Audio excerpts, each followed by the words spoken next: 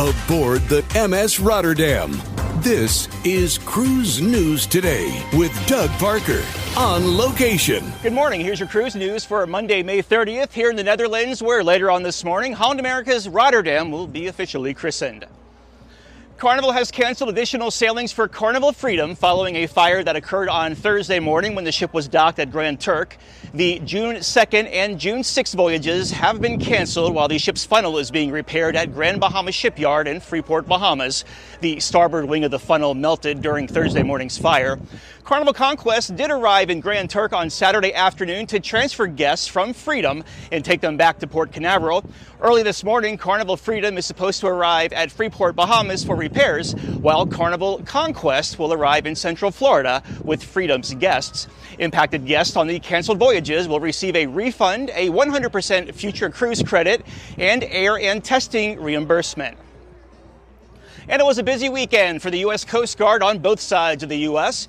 In Alaska, a helicopter was dispatched to do a medical evacuation on the Viking Orion as it was sailing 40 miles off the coast of Sitka.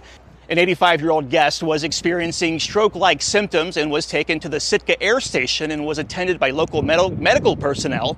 Over in the Caribbean, Royal Caribbean's Allure of the Seas assisted a fishing boat in distress sailing between Cuba and Key West. After alerting the U.S. Coast Guard, the deck crew lowered a craft to bring the fishermen food and water until the Coast Guard could assist.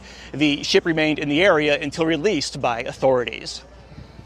And finally, the cruise port of Charleston, South Carolina will not be renewing its contract with Carnival after the 2024 cruising season. The city will be redeveloping its Union Pier Terminal, Charleston's only cruise port. Carnival's relationship with Charleston goes back to 2010 when Carnival Fantasy first started sailing from the port.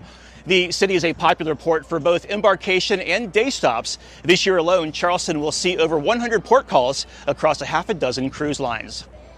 And cruise line stocks were up again on Friday. Carnival Corporation up 6%, 13.97. Royal Caribbean up 5%, 58.19. And Norwegian up 5.3, 16.30. And before we sign off, today is Memorial Day here in the U.S. If you or a loved one has ever served or serves currently, thank you so much for your service.